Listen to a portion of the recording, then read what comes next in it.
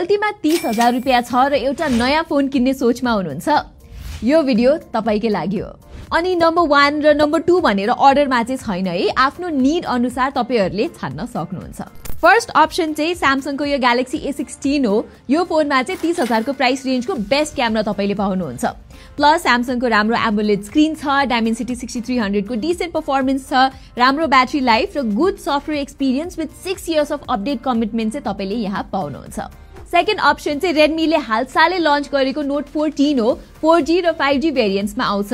अलिकति tight budget छ भने चाहिँ 25,000 मा नोट 14 4G लिँदा बेटर हुन्छ, और अलि फ्लेक्सिबिलिटी छ भने चाहिँ 31,000 मा 5G भेरिएन्ट लिनु भयो भने चाहिँ तपाईहरुले हल्का बेटर क्यामेरा, बेटर स्पिकर र 256 GB स्टोरेज पनि पाउनुहुन्छ।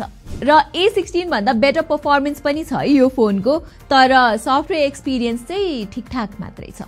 थर्ड अप्सन भनेको चाहिँ यो CMF फोन 1 हो, जसमा चाहिँ तपाईले आफ्नो प्राइसको लागि गुड गेमिङ एक्सपिरियन्स पाउनुहुन्छ है, अर्थात PUBG 60 FPS मा राम्रोसँग खेल्न मिल्छ।